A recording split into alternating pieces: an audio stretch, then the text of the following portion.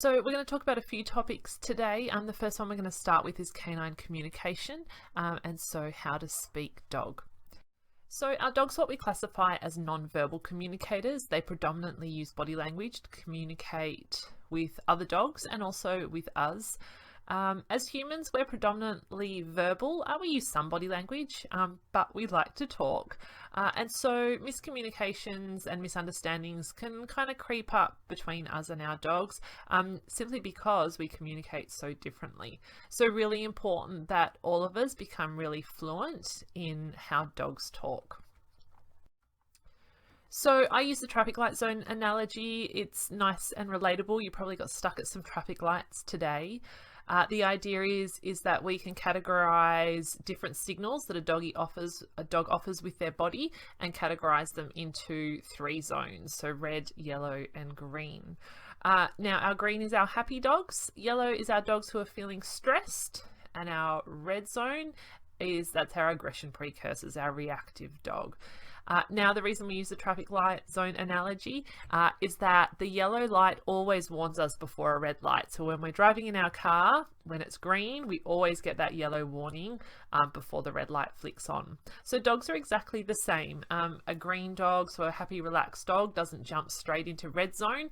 There's always some yellow signals that happen first. To the untrained eye, though, sometimes those yellow zone signals are missed. And a classic one is I'll hear a client say, "Oh, he just lunged at the end of the lead. There was no warning." But to the trained eye, and hopefully you will pick up on some of that today, to the trained eye, what you'll see some of the really subtle yellow zone signals before that red zone happens. And what we're hoping to do is that if we see our dog feeling a little bit stressed and they're up in that yellow zone, we can do something. We can manage that environment. We can take action there and hopefully get our dog back down to green zone by being proactive about it, rather than the yellow zone and we don't notice it, and then all of it, then it's, the dog's in red zone, and it's a lot harder to get them to come back and calm down once they're up in that red zone. When we're looking at dog body language, it's really important that we look at the big picture. So our dogs can offer many different signals with all parts of their body, all at the same time. So really important we take it all into account in any given moment. So as well as noting those individual signs, really important we observe the environment and be aware of potential triggers. So is it an environment that your dog is really comfortable in and has a trigger just arrived? So again, they may be happy at home, but some small children have arrived and your dog is a little bit worried about them. Or is it out and about, you've taken them out to a new environment, somewhere that there can be lots of triggers around that they can possibly react to. Our dogs also go through conflicting emotional states just like we do. So if we think about going on a roller coaster ride, we can be really excited about it, a little bit nervous, a little bit fearful. So lots of things going on, and the same thing can happen with our dogs. And we're also going to look at recovery rates. So if we notice our dog get up into a yellow zone, how quickly do they recover? Are they resilient? Do they come back down to green and become relaxed really quickly? Or do they stay in that yellow zone and they struggle to come back down and relax?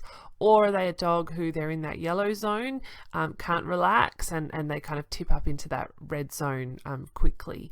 And for those guys, the ones that find it hard to come back down to that green zone, they're the ones that us as dog training professionals, we want to know about these guys. We want to be able to get in there and help them and train new responses to their environment and teach them how to cope and how to be more resilient.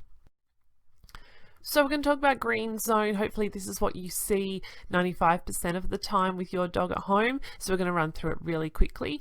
But first of all, we're looking for a real lack of tension. The body's nice and relaxed. The lips are nice and hanging loose around the mouth. The eyes are soft and blinking. The ears are relaxed. The tail is what we call a half mast, so it's nice and loose and sweepy, and they may be even offering a play bow or a greeting bow, so really looking at wanting to engage and interact with the environment.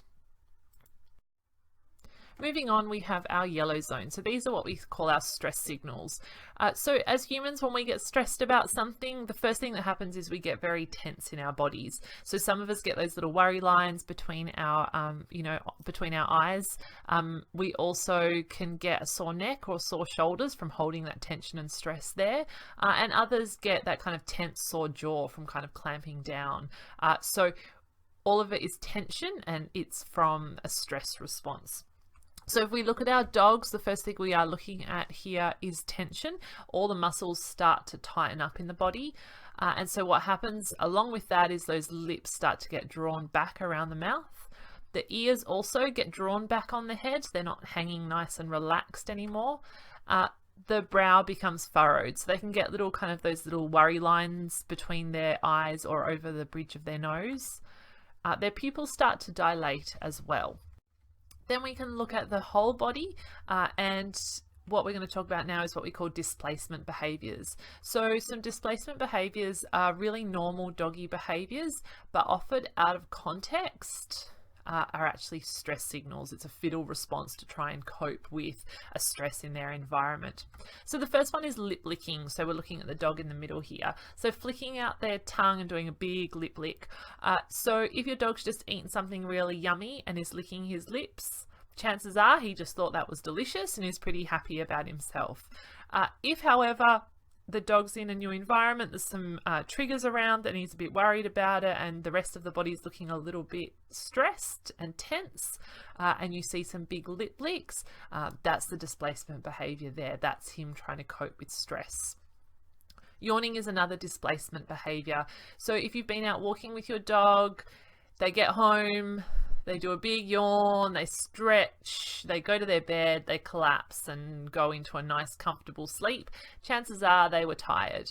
But if your dog just got up in the morning and you've popped him in the car, and he's not really a fan of the car, and he's sitting there, he's not tired, but he's a bit stressed about being in this environment, and you see some big yawns, there's some stress yawns that you're observing. Panting is another one. So again, the dog that's been on that big walk, he comes back and he's panting, but his body's nice and relaxed, and he decides to go and sprawl out somewhere to cool down. He is just cooling himself down through panting. But if we go to that dog that doesn't like the car and he's sitting in the car, the air conditioning's blowing, it's nice and cool, there's no reason for him to be panting because he's hot, but you start to notice some panting, absolutely, that's your displacement behavior showing there, where he's trying to cope with that stress. They can also get what we call whale eye. So this is where we can see the white rim around their eye. They're kind of in conflict in this stage. They're looking at something that they perceive as a threat, but at the same time, they're trying to move their body away from it. And then we've got cowering, moving away, pacing, and their tail really low. So the cowering and moving away, with these two, some dogs are really subtle in it. Some, it's really obvious. So some of them, let's say for moving away, they take themselves off into another room. They're like, I'm out of here. But some of them, what they do is they just shift their weight to their back end a little bit. They just move away that little bit. That's the first sign they're in that yellow zone. So if we see that, hopefully we can do something there, again, before they get up into that red zone. Okay, so now we do have the red zone. Hopefully we don't see this with our dogs, but we need to know it's there and be prepared if it does happen. So a few things happen when our dogs get to red zone. First of all, the body becomes really stiff and still, with big staring dilated pupils. The hackles can come up, so this is where the hair will stand up along their back. If you've got a fluffy guy, you'll never see hackles. They've got too much fluff. Now, hackles, just really importantly to touch on, is only a sign of arousal. So like we said about in previous slides, it is about reading the big picture. So if we see hackles up and the dog is really stiff and still with big dilated pupils, absolutely he's in red zone. But if, for example, I've got a little puppy coming down to puppy class and he is play bowing and bouncing and he's got his ears pricked forward and he's just really bouncy and excited, but his hackles come up a little bit, that is just excited arousal. So it's one where it's really important we do read the whole picture. The tail becomes quite high on the body with this and it can be very stiff. and snarling, growling, barking, lunging, the ones we kind of know. So really important to know that if we look at a dog in their nice relaxed state, you can see the guy on the left here compared to a guy in yellow zone on the right. Really important to get to know your dog. So all dogs are kind of built different shapes and sizes. So observe your dog, be mindful of it. And it's a good one to watch other dogs as well. It's amazing what you'll pick up on. Okay, so most aggression and reactivity is fear-based, and this is one that we kind of need to remind ourselves of, because what happens is our dog is offering what's called distance-increasing behaviours. So those red zone behaviours, the snarling, the growling, the barking, the lunging, what they're doing is they're trying to make the stressor go away. So they're kind of trying to throw the first punch because they're scared. So it's like, I'm going to act big and tough in the hope that you leave me alone. Now, sometimes what happens is if our dog does get into red zone, it can be a little bit embarrassing. We don't want a dog that's barking and growling and lunging at the end of their lead. And so we kind of jump in and think we might have a quick fix. And what we do is we start to tell the dog off for red zone. Now, the issue that happens here is that, first of all, it's only going to increase their anxiety. Remember, it is fear-based. If they're already really fearful about something and then we start telling them off and getting grumpy at them, it's only going to make it worse. Now, we may extinguish the aggression precursor. And what I mean by that is that if we punish a dog off, let's say for growling, and we do it often enough, we may get rid of the growl, but the underlying fear and anxiety still remains. And the scary part is we now may potentially have a dog that bites without warning. So the example I use here is little Fluffy comes to the vet clinic and is a little bit worried about seeing the vet. So sitting in the reception area, showing some yellow zone signals. So lip licking, cowering, and then what happens is the vet actually approaches. So the trigger is worse now, the vet's near, so little Fluffy starts to growl. Now Fluffy's owner is a bit embarrassed because Fluffy is now growling at the vet, so Fluffy's owner is like, "Fluffy, no!" and starts to kind of reprimand Fluffy. Now again, we may get rid of that growl, but Fluffy still is really scared about the vet and the vet clinic. So now what we've potentially done is have a dog that doesn't have a warning system and can potentially bite. So Ian Dunbar says it beautifully, punishing a growl is like taking the batteries out of a smoke alarm. Now we're going to talk about responses to stress. So we have a dog who's gone to yellow, possibly red zone. So they're stressed. How do they cope with that? They actually cope with it in the same way that us humans do. They have 4 options. Now I am about to put a spider on the screen. I always warn everyone just in case. So there he is. So what we can offer as humans, if we are fearful of spiders, we can offer fight, flight, freeze, or fiddle. So fight, we go get the can of Mortine or the rolled up newspaper. Flight, we kind of run and leave the room and we refuse to go back into the room until the spider is gone. Freeze is where you kind of stand still, you're frozen in fear and you're like, ah, it's a spider. And the fiddle one is where you kind of scream and jump up and down on the spot. So all of us are different and we can all offer those different responses, and our dogs will do the same. So we're going to have a look at them individually now. Okay, first of all, flight. If I'm worried about something, I can move away from it, which sounds pretty logical. Sometimes what happens though, especially out and about, is our dogs are on lead. So they don't have the option of flight. So this guy here has moved as far as he can to the end of his lead. He's very stiff in his body. You can see a lot of yellow zone body language going on there, that he's really uncomfortable about it. So he's kind of tried flight. I'm going to try and back off and move away from the thing I'm worried about, but that lead is keeping him there. Flight can also happen off lead. So this is a guy who's decided that he's going to go and use flight and go and hide behind the couch, so move away from something.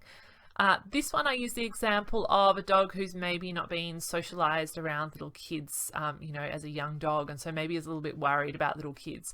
And so friends come over and bring their little kids and they see him and they're like, oh, it's the doggy from 101 Dalmatians. and they so want to go and pat him, but everything about his body language is saying no thank you. So his ears are pulled back, very tense in the face. You can see that whale eye, and he's cowering behind that couch. Now, against the untrained eye, someone doesn't notice this and allows the kids to keep approaching. This dog may then move away, so choose flight again, go to another area of the house, try to move himself away. But he will come to a point where possibly, if no one helps him here, he gets trapped, he reaches threshold. These kids have been following him around for a while now, that he decides flight isn't working for him anymore. And sadly, that's when, you know, it can make the newspapers because it's a dog that's bitten a child. And it's a really sad statistic that 75% of dog bites are to children. It's by a dog that the child knows. So really important that we're aware of this and we're observing our dogs. Okay, flight can also happen when we're out and about with our dogs. So I have a bit of a love-hate relationship with our doggy parks. I kind of compare them to mosh pits. So there can be a lot of dogs there. There can be a lot of high arousal. For a lot of the adolescent dogs, sure, they can think that it's a great time and it's a big party for everyone. But for a lot of dogs, it's too much. So the guy in the middle here, cowering down to the ground, moving away, ears pinned back and looking like he's giving a bit of a warning growl or a bark to the other dogs. Now he is off lead, so you think, well, he should be able to go move away to somewhere he feels safe. But sometimes with the really busy places with so much high arousal going on, is he's got nowhere safe to go because it's just so busy. So be mindful of that when you're out and about. Now we have our freeze response. So this is one that sometimes is missed because outwardly the dog isn't doing anything. He looks like he's, you know, he's sitting there, he's tolerating it. But again, we look at this dog's facial expression. We can see the wrinkles, the ears pulled back, very tense, clamped shut jaw, pupils starting to dilate, and he's kind of cowering down to the ground. Now he's offering a freeze response here, but for how long? You know, what procedure is happening here before he may end up choosing a different response. So we want to be able to see the freeze and be able to help the dog here. What can we do differently? How can we reassess this situation to make him a bit more comfortable? Freeze can also happen with little guys that roll onto their back. I shouldn't say just little guys, the big guys can do it as well. So with our freeze here, the main thing we're looking for is tension. So this guy, you can see all the muscles are really tense in that little body. We're not going to go up and try and give him a belly rub. It's not what he's asking for. He's free. It's a freeze response and he's really not comfortable about this person taking his photo. Some more photos of our freeze responses. Again, this is about being handled with people. So you can look at both of these dogs in their face and their body and see that they're really uncomfortable about it. We're going to focus on the little guy down the bottom. So again, tense mouth, big dilated pupils, ears pulled back, outwardly not doing anything, but saying a lot. And again, in this situation, he's tolerating it here, but if this little girl kind of squeezed his face a little bit more, or even worse, she decided she was going to reach over and give him a kiss on the nose because he's so cute, what may he do then? Again, is this going to be another one that makes the papers that someone's been bitten by a dog? And we hear it. There was no warning, but this guy, it's not outwardly saying anything, but there are a lot of warning signals going on here. Now we have our fiddle responses. So we spoke a little bit about them previously with our displacement behaviors. So the lip licking and the yawning are two classic ones. Dogs can also do a fiddle scratch as well. So again, this is about observing their environment and what else the body is doing as well. So absolutely, if your dog has some mild allergies and it's that time of year and he's having a bit of a scratch because he's a bit itchy, yep, normal response. If he's been outside rolling in the sand and the dirt and then he comes in and he's got doing a bit of an itch, you know, because he's kind of a bit itchy from that sand in his coat, again, perfectly normal. But if we see tension in the body, if it's an environment that's maybe slightly stressful to them and they start to do this scratching, absolutely be aware it can be a fiddle response. And we also can do fiddle sniffing as well. So what happens here is that, again, we're looking for tension in the body. It can often happen when it's two new dogs meeting. They'll tend to circle around each other, read each other's body language a little bit and weigh up. Are you friendly? Should I go closer? Should I say hello? And if they're not sure, what they'll do is they'll kind of go, oh, I'm not sure. Are you friendly? I'll go over here and pretend I'm really busy sniffing. So there's no actual smell there. They're just going to do something else to fiddle and cope with that response. Now we have our fight response. So with our fight response, again, looking at body language here, big dilated pupils, we have teeth out, very tense in the face. That tail is coming down quite low on the body and those ears are pulled back. And another example of fight response as well, again, very similar facial expression here. With these guys, again, we have to remember this is a fear-based response, and these guys, it's distance increasing behaviors. They're saying, I am scared, go away.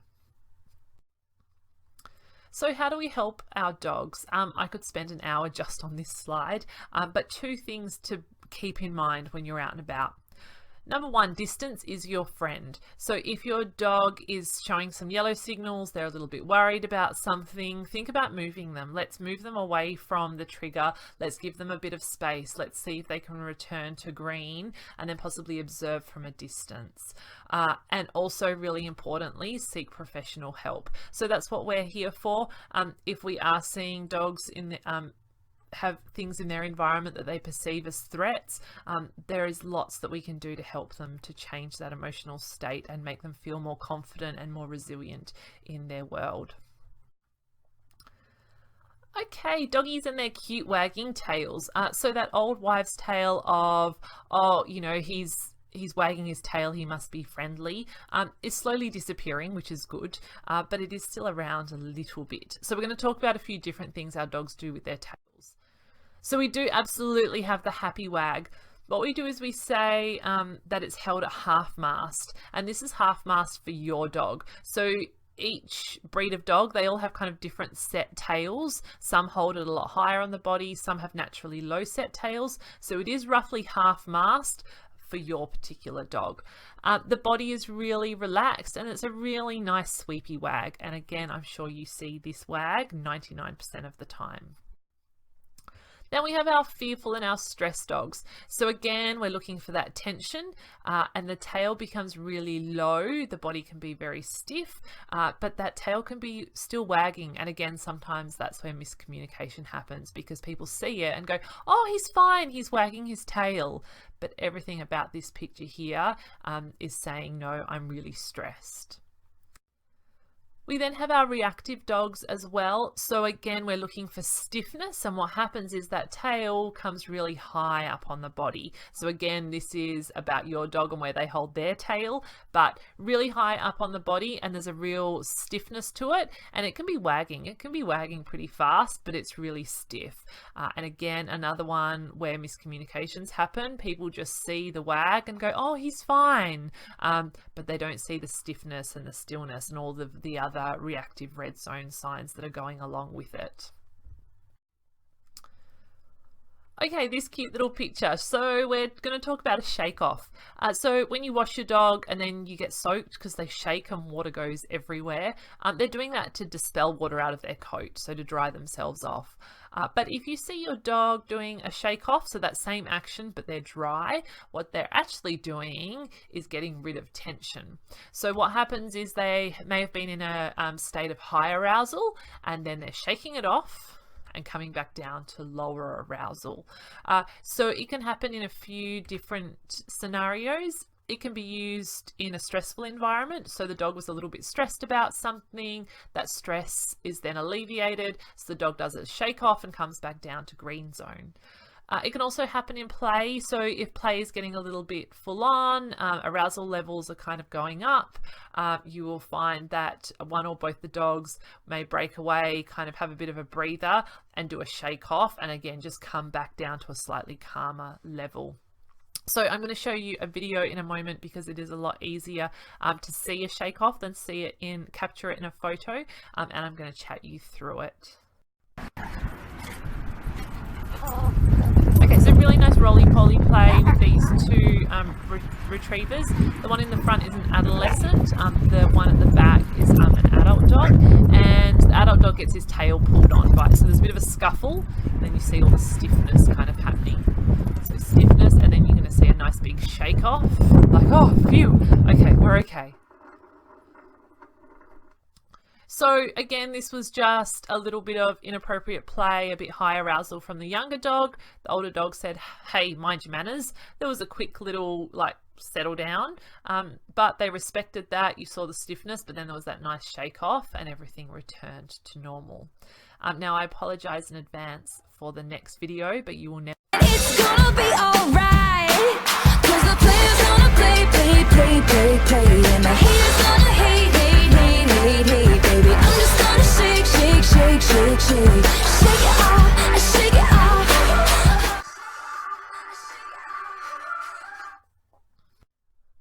Okay, so again, you will never forget the shake off. If I had $1 for every time I saw a dog do a shake off as they walked out of the vet clinic, I could buy some really cool toys for my dogs. So keep that in mind. The shake off is a really nice one to watch for as they come back down to that calmer level. Now, if you would like more of the body language info and have it readily available right at your fingertips, the Dog Decoder app is a really good little app, available for iPhone and Android. So all the body language signals we spoke about in the last 20 minutes, they're all there in really nice little diagrams, explanations about what your dog is doing and what that means. So great for educating us as dog owners, really good for educating friends and family, and also a really nice one to help with kids and dogs get along safely. Okay, next topic we're going to cover is social skills for dogs, so polite greetings and appropriate play. So dogs are social species just like us. So when we were little, we were taught to share, to take turns, to cooperate, to work together. We weren't born with these skills. Our caregivers taught that. Our role models taught us that. And the same thing happens with our dogs. It's important to give them experiences so that they can learn appropriate social skills. They're definitely not just born with them. So we're going to look at how they establish these social skills. It does all start with mum and litter mates. So first of all, they learn what's called bite inhibition when they're interacting with their litter mates. So this means that obviously dogs mouth and bite to play, but they do it with a soft mouth. So if one puppy plays too hard, bites too hard and is too rough, the others might kind of yelp and run away and kind of be like, I don't want to play with you. You know, you're a big mean bully. And so they'll start to adjust their play so that the other puppies will come back and interact with them. Mum is a bit of a referee at this stage. She does a lot of what's called splitting behaviour. So this is where if play is getting too full on, she will simply split it up. She'll walk between the two puppies and just diffuse the situation. So just a simple walking between them can often decrease arousal levels. You will see a lot of adult dogs do this. Once you know what splitting is, you see it a lot. So you will see a lot of nice social adult dogs do this. If things kind of escalate and get a little bit too full on with other dogs around, they'll just step between them, just calmly step between, and it's just like a hey, settle down. We then have that socialization period. So this is where we have to make sure we're giving our puppies lots and lots of positive experiences with being calm and polite around other dogs, greeting lots of different people, and also exposing them in a really positive way to different environments. So we only get one chance at this socialization period, so really important that we make the most of it and give them lots and lots of positive experiences to build up that confidence about their world. We also look at appropriate activities for our dogs as we venture through with them.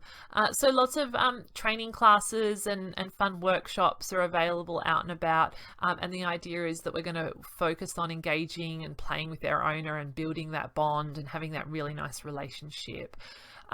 Do seek out qualified pet care professionals. What you will find is the dog training industry is completely unregulated.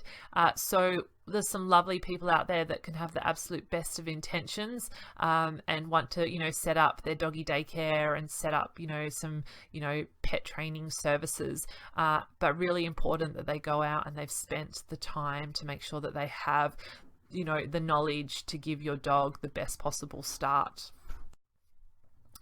Then we can talk about dog-dog interactions. So how they should greet each other appropriately, cut off signals when they're kind of saying, no, I've had enough, and also different play styles. So we're going to delve into that a little bit further.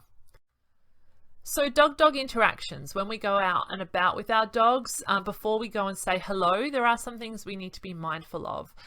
First of all, I suggest you follow the 1:10 ratio for greetings. What this means is for every 10 dogs you see out and about, your dog actually gets to physically say hello to one of them.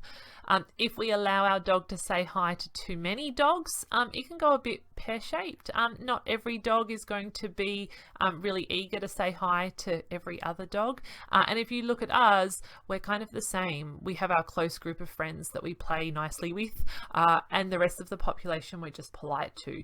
You might walk, along the street and smile and say good morning to someone, but you don't walk along the street and run up to everyone and say, do you want to come to my house for dinner? And then the next person, do you want to come to my house for dinner? The next person, do you want to come to my house for dinner? You could imagine, like, if I did that, people would start phoning the police. There's this crazy lady out there trying to get people to go to her house. But we kind of put that expectation on our dogs. They should go up and say hi to everyone. And that's really unrealistic for them. They should have a close group of doggy friends. Everyone else, they're just polite with. So follow roughly that 1:10 ratio, and things should go well. Now, when we're choosing that 1:10, how do we go about that? First of all, we need to assess the other dog and the owner. We also need to read the body language of our own dog, and we're going to run through it now, the simple steps to some polite greetings. So how do we assess, and then how do we go about doing it? So I always ask the question, shall we go and say hello? So this one, I'm out and about and there is a dog and the owner is on their phone. I don't say hi to this dog purely because that owner, they're busy doing something else. They're not connected with their dog. They're not 100% like in the moment to be able to make sure that that interaction goes well. They're busy doing something else, and that's fine, but I don't know that other dog. I don't know how it's going to go. I need that owner present. So this one, I'm going to give it a miss. Okay, this little cutie with a ball in its mouth looks pretty happy, bouncy, eager to interact. But there's a toy, and this can sometimes cause issues out and about with our dogs. So this dog has chosen, I want to play with my ball. And that's fine. That's the game they've chosen to do at this particular time. So I'm not going to go and approach this dog with my dog because that's not what this little guy is after at the moment. There's a lot of issues with other dogs running up and trying to steal another dog's toy or trying to join in the game. And this little guy doesn't want the game of keep the ball off the dog. This dog is like, I want to play ball with my owner. And that is fine. So do be mindful of that when we're out and about. Toys can sometimes cause a few issues. All right, this one, we're completely reading body language with this little sweetheart. Really, really scared in this environment. Ears pulled back, huge dilated pupils, very tense in the face, cowering and hiding between mum's legs. There's no way I'd be going anywhere near this little guy. So worried about the world that I feel that if we approached even a little bit closer, this dog would be in red zone. This would be the dog that's like barking, growling, snapping at the end of the lead, like completely petrified and scared. So reading the other dog's body language is really, really important. This sweet oldie. This isn't a yes or no as if we say hi to this dog. This one is really about our dog. So if I also have an older dog who's just kind of hanging about, having a sniff, wandering around, I might check with the other owner, oh, can they say hi? Because it will just be like a little sniff, hey, how are you? And kind of off they go again. They're not going to do big, bouncy, crazy, roly-poly play. If I have a 9-month-old 40-kilo puppy though, you know, bouncy and excited and still learning social skills, so can be a bit over enthusiastic about the world, I'm probably not going to say hi to this one. This guy, you know, eyesight might be fading a little bit, and so this big bouncy puppy rushing up and getting in his face may be all too much for him. And also he's older. He may have a bit of arthritis in those hips. He doesn't want a big bouncy dog kind of pushing and shoving him around. All right, this guy here. So he's looking calm but interested, so not pulling on the lead, being all over aroused and crazy, and not kind of showing any signs of being fearful or worried either. Nice soft face, ears perked forward, tail at half mast. This one though, what I am going to point out is this dog is on lead, and our lead's kind of, again, something that causes issues a little bit out and about. So if it is 2 dogs on lead, I will do a quick little sniff, hello, how are you, move along if both dogs are looking comfortable. If, however, one dog is off lead and one is on lead, I'm not going to let the interaction happen. I'm moving, I'm getting out of there. We're really setting up that dog who's on lead can't interact naturally, can't move away, and so things can kind of go pear-shaped. So if they're on lead, both of them, a quick little sniff, hello, how are you, that's it, off we go. But if there's one off and one on, it's a no-go zone. It just can cause too many issues. All right, we have our little guys playing. So our little guys, they're doing like fast zoomy play, all look pretty happy and kind of zooming and having lots of fun. We then have our Great Danes, again, really bouncy, exaggerated movements, looking like they're having lots of fun. So separately, sure, these guys look like they're having a great time. But I have, let's say, a 6-kilo Shih Tzu on the left and a 60-kilo Great Dane in the middle. High energy, fast-paced, zoomy play. I'm not going to let the big guys and the little guys play that together. The big guys may not mean to, but can really accidentally bowl over a little guy and send them flying, and cause an injury all too quickly, and it all go pear-shaped. So high arousal games with big guys and little guys, I recommend steer clear of. Saying that though, I'm not saying big guys and little guys shouldn't play. I think it's really important they get used to dogs of all different sizes.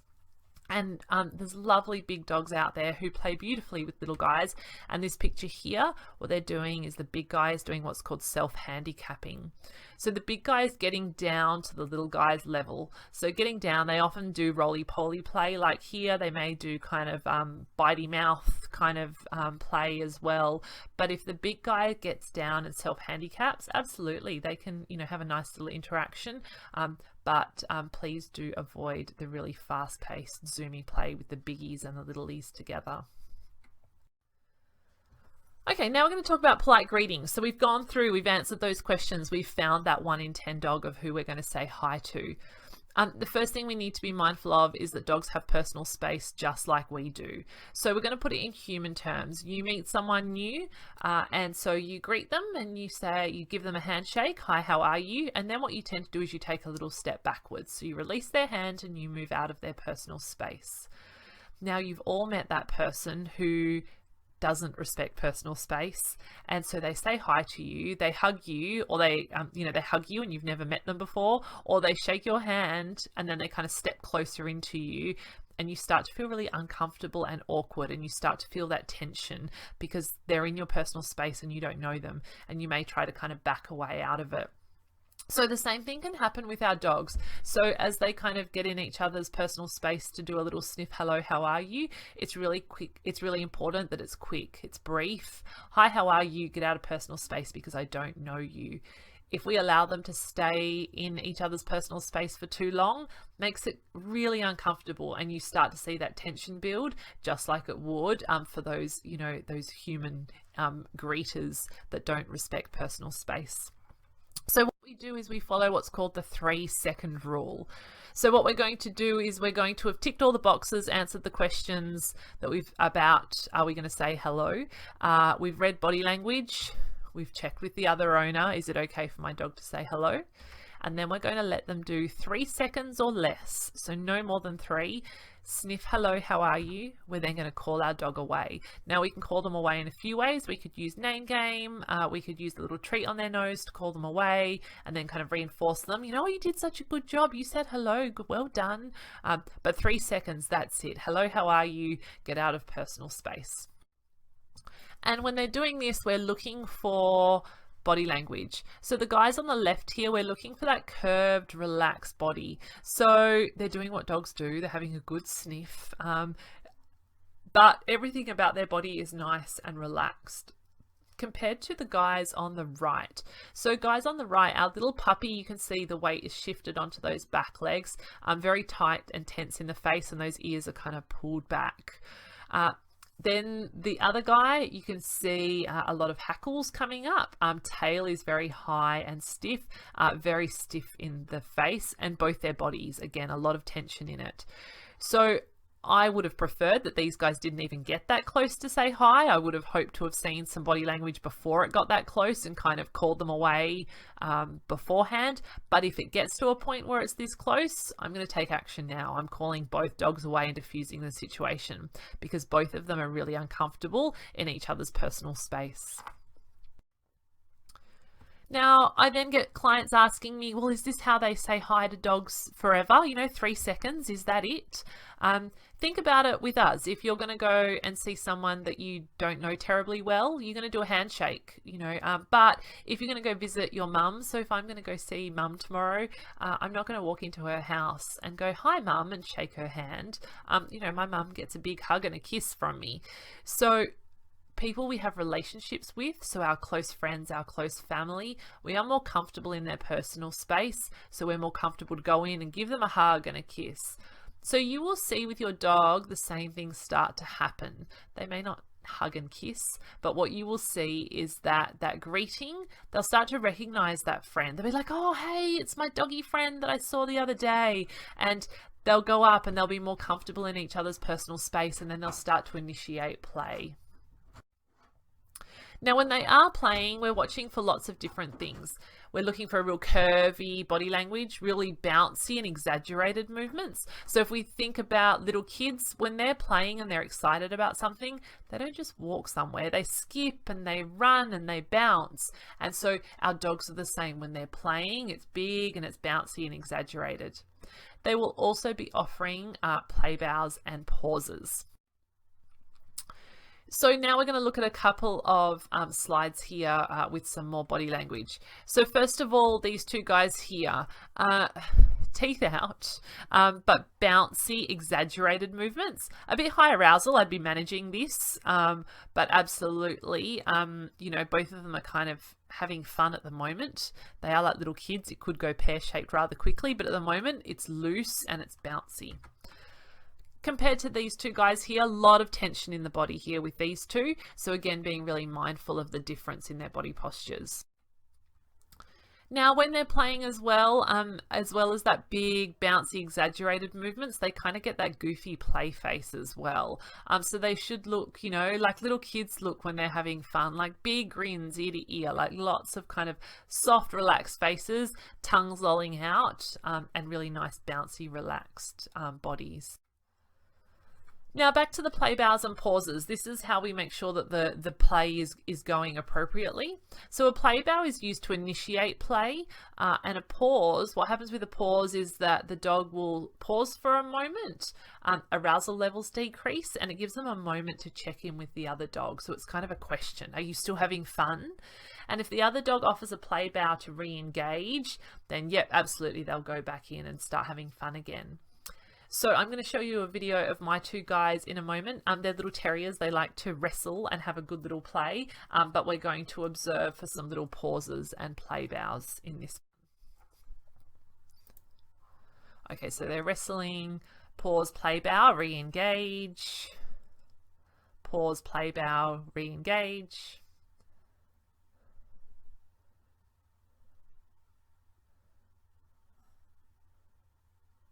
Pause, play bow, re-engage. Okay, so they like to wrestle. They're kind of bouncy and having lots of fun with it, but there was those little check-ins. You still having fun? And then that re-engage. Yep, let's do that again. Now, dogs can have different play styles, and we've seen some already in this session. So the retrievers doing the roly-poly play, my two guys now just doing the wrestling, the little guys and the Danes doing the chasey play, and Milani, who's my little female in the video, one of her other really good doggy friends is Parker, who's a border collie, and they don't wrestle, they chase. And so they flat out hoon around my paddock, and then they'll both pause. They'll come to a screeching stop almost at the same time. They look at each other, play bow, and then they go again. So there's these little moments where they check in and make sure that they're having fun. It's often when they'll change direction. It's often when they'll change who's chasing who, and it's really nice to watch. Now, if it's two adolescent dogs playing and I don't see any pauses, it's getting a little bit too high arousal, there might be a bit of tension starting in the body, I will prompt some pauses. So I may use some little treaties or their name game and kind of go pop, pop, pop, pops, kind of call them to me to kind of diffuse the situation. Maybe ask for a little sit. Yes, give them that treaty, and then free, go play again. So just helping them come back, decrease arousal levels, off you go again. So just like little kids, when they're little, we're kind of there, we're not micromanaging, but we're there to support and help them where needed. Really important we're doing that for our adolescent dogs as well. Okay, a quick little one I want to talk about now is development and sociability. So this is inside our canine brain. So our dogs go through similar development processes as what we do, just in a very condensed time frame. So our juvenile pups, these are kind of like our toddlers and our primary school kids. Most of them are really highly social. You think about, little kids, they've got a new best friend at school every week. They are really dependent on primary caregivers though. So we think about the little toddler who, is happy to venture off a little bit, but needs that security of coming back to mum and dad as well. And that kind of builds as they get older. So the same thing happens with our pups. Then the fun stage happens. So this is when our dogs become adolescents or teenagers. So they're still usually pretty highly social. They start to develop some close friendships. But the challenging bit is that they start to become increasingly independent and they take risks. Now that goes on, and then we get the adult dog. So with the adult dog, firm friendships are established, and what happens with the adult dog, for majority of them, is sociability actually decreases. Now this doesn't mean that all of a sudden they don't want to be friends with anyone. What it means is they're just not as open to new friendships. And again, if we compare them to us, we're kind of the same. As adults, we're pretty comfortable in our close social groups. We don't have a new best friend every week like we did when we were little. We don't go to the big teenage parties like we used to. We're just more comfortable with being with people we know. And the same thing happens with our adult dogs, and it's often when we can see issues start to creep in because that adolescent dog has just become an adult, and instead of loving that mosh pit that is the dog park, they can start to have a few issues and not want to be there. They don't want to hang out at the teenage parties anymore, and that is perfectly fine. Now, as far as ages on this, our young pups, we're looking up to about 4 to 5 months of age, and then they will become a teenager. The important numbers I want you to remember for this, though, is teenage to adulthood happens at around 2 years of age. So this causes some issues for our dogs, this number, because we talk about a dog being an adult at 1 year of age, and physically they're pretty much fully grown at 1. But socially, they've still got a lot of development to go. And if we look at ourselves, the same thing happens. We put a number, 18 is when we become an adult. And if we look back to our 18-year-old selves, we may have thought we were really mature, but in actual fact, we weren't fully grown up. We weren't completely developed. Social maturity in humans, they reckon on average is kind of mid-20s. Now, if we go back to our dogs, we put this, they're an adult at 1 year of age, kind of label on them. Issues kind of creep in. So a lot of our rescue organisations, our shelter groups, the average age of dogs in their care are dogs between 18 months and 2 years of age. Now, the reason for this, the predominant reason, is that dog's been a puppy. You know, the owner thinks, oh, he'll grow out of it. He's just a puppy. And then at a year of age, the owner has new expectations. This is now an adult dog. You should start acting like an adult. Why are you still being a puppy? Why are you still taking risks? And so the bond is broken. They start to believe that they have a bad dog. And sadly, the dog is then relinquished into a shelter or a rescue organisation. So really, really important to know that our dogs really are teenagers up to 2 years of age. There's no magic cure for teenagehood. Clear, calm and consistent is always my advice. And also get into training, have fun with them, bond with them, have that relationship with them, and they'll get there. Okay, we're going to really quickly run through some environmental enrichment, and what I'm going to send you guys away with is to hopefully to give a go with the No Food Bowl challenge. So dogs need jobs to do, or they will create their own. Historically, they naturally spent hours a day hunting and foraging for food. We then domesticated them thousands of years ago, but we domesticated them for working purposes. So they would spend hours a day working in a specific role. We would then give them food out of a bowl because they'd worked all day doing jobs for us. So they kind of got a free feed, but they spent hours a day working. So important, first of all, for us to think about looking at our individual dog and what were they bred to do, because what you'll find is there is only a small percentage of dog breeds that were bred just for companionship. Majority of them out there were bred for a working purpose, so they do need a job to do. So we have our gun dogs, our retrieving breeds, our terriers, our herding breeds, our guarding breeds, so many different roles that our dogs have done for us over the years. And our pet dogs now have a pretty sweet life. But along with that can creep in some boredom issues. They now don't have a daily job to do. They don't have that outlet for that instinct and that energy. And so we can often see some destructive issues, excessive high energy and inappropriate behaviors like this guy here. So what can we do instead for our pet dogs, because they're not out, you know, working 10 hours on a farm anymore, for example? So first of all, we need to find an outlet for our dogs' instincts and also give them interactive ways to work for their food every day. So I suggest we throw out the food bowl and we feed the fun way. So I'm going to run through some ideas now with you. You will find you can spend a small fortune on interactive doggy toys, or I'm going to give you some really simple, easy, cheap options as well. So you pick and choose what you think is going to work for your dog. So we're going to start with the Kongs. They're made of really hard, durable rubber. We stuff it full of yummy wet food, and they also come in lots of different sizes, so you can get them for every size dog under the sun. And we can teach the game and then build up the challenge of the Kong. So novice dogs, we're just going to stuff the wet food really lightly in there. I use a lot of the Prime 100 Polony roll, so I chop that up and stuff that in there. We can help the dog a little bit by holding the Kong and encouraging them. Once they've kind of got that down to a fine art, we move on to the intermediate option where we can start to really stuff that food in firmly so it's harder to get out. And we leave it with them independently. We don't need to hold it and help them. They can kind of lie there happily on their mat while we're doing something else and they can be working on it. Again, once they're really happy with that, the advanced guys, what we can do with them to really challenge them and give them a really fun job is that we're going to stuff it full of yummy food and then we're going to freeze it.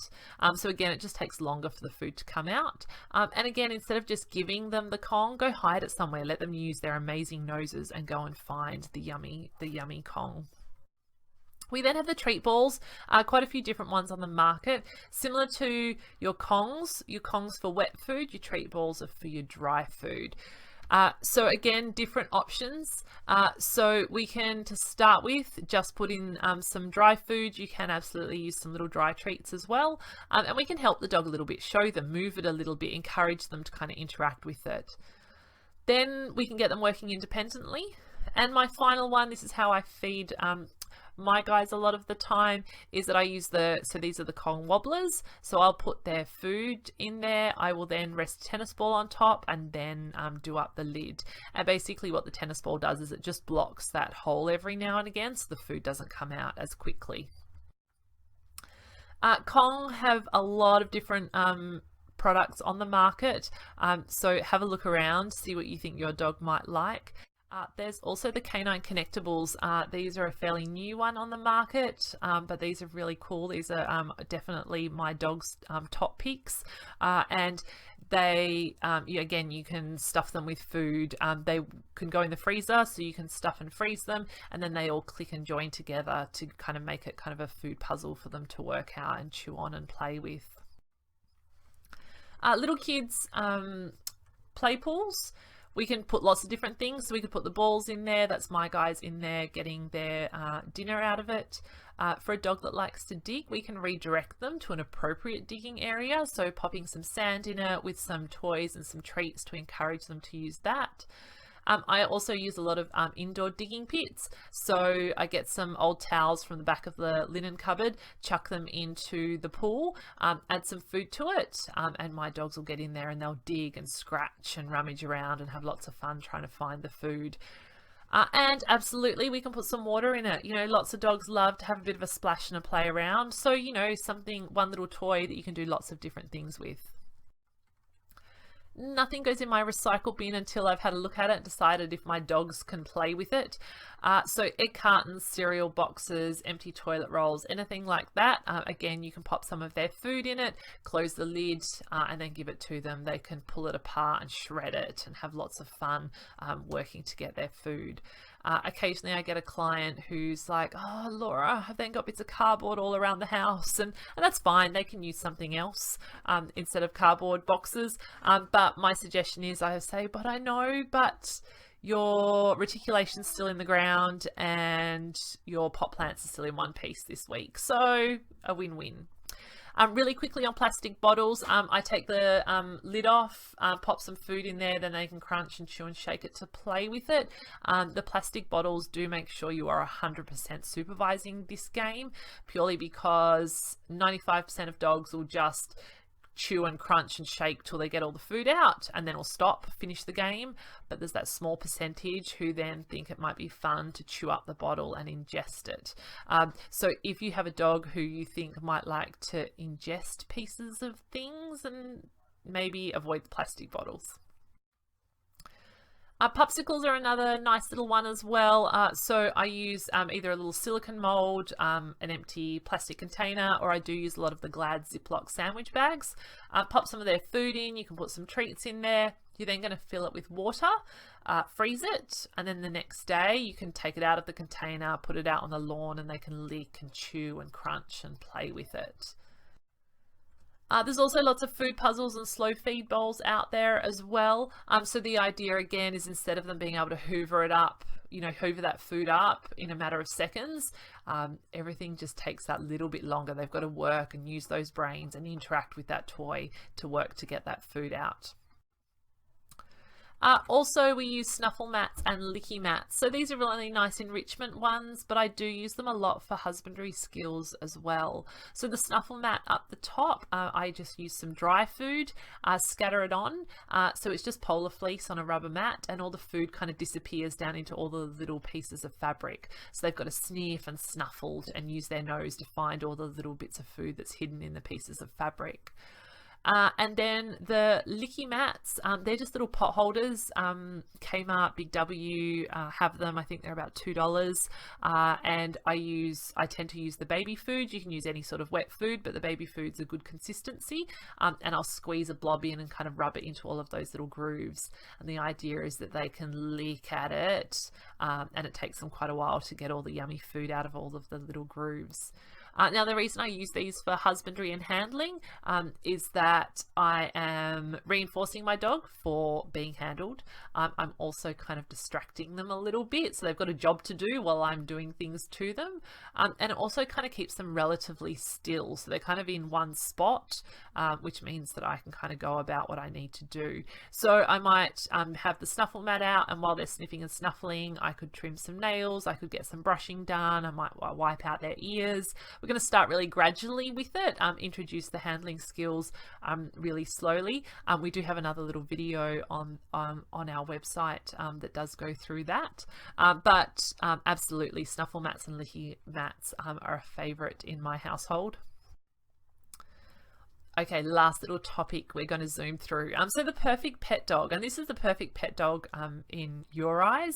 And I'm sure you've already started some training, but if not, the training starts now, and there's a few things that we're going to have a think about. So first of all, we need to make sure we manage the environment as best as we possibly can. We want to set our dog up to succeed. So as much as possible, take temptation out of the way.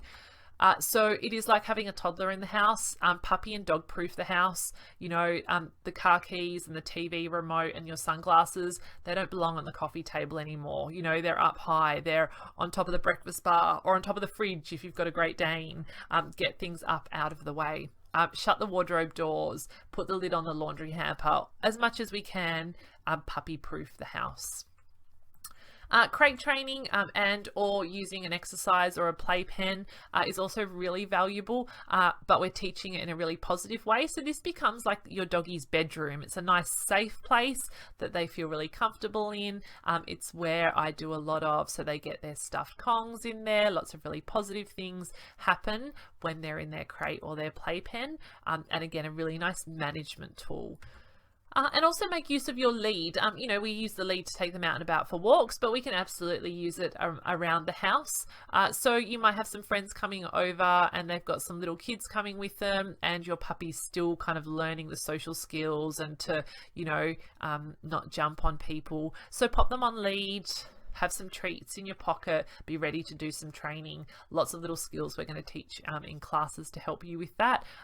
But you know, that lead can really help you manage your environment as well. Next one is to know behavior is everywhere. And so what we're going to do is we're going to look at behavior, and most behaviors can be divided into two categories. So your desirable behaviors and your undesirable.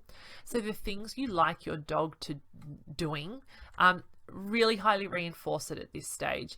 Think about what's reinforcing for your dog. So food, what toys do they like? What games do they like? What kind of attention and interactions with you do they really enjoy? And when they're doing the good stuff, when they're being a really good dog, make sure you highly reinforce it. The more we reinforce a behavior, the more they will offer it. Then we're going to move to the undesirable stuff. So a lot of the undesirable stuff can be normal doggy behavior. It's just in a family home. It may not be desirable. So really important that the big word I want you to take away is to redirect. So think about what behavior would you like instead? Then show them that, teach them that, reinforce that. So for example, I have a young puppy who's deciding that they want to chew on my really expensive running shoes. I'm going to redirect them. They're being a puppy, they're being a dog. It's what dogs do. They chew on stuff. So I'm going to show them, oh, look, I've got a really yummy stuffed Kong. Oh, look, and here's your bed. How about you lie on your bed or your mat and you chew on that, and then you tell them how good they are, and they get to see and enjoy their Kong and have lots of fun. So keep that in mind. If there's some undesirable stuff, what would you like to do instead? Show, teach, and reinforce. And I'm going to leave you with a quote from the amazing Dr. Susan Friedman. The key question is not how do I stop the pet's problem behavior? Rather, it's what do I want the animal to do instead? Then teach it. And hopefully that's what we're here for. We can help you teach it. Thank you so much for listening to the presentation. I'm sure your dog says a huge big thank you as well. Hopefully you've learnt a little bit more about them today, and you've got some new skills that you can introduce at home. Thank you very much for listening.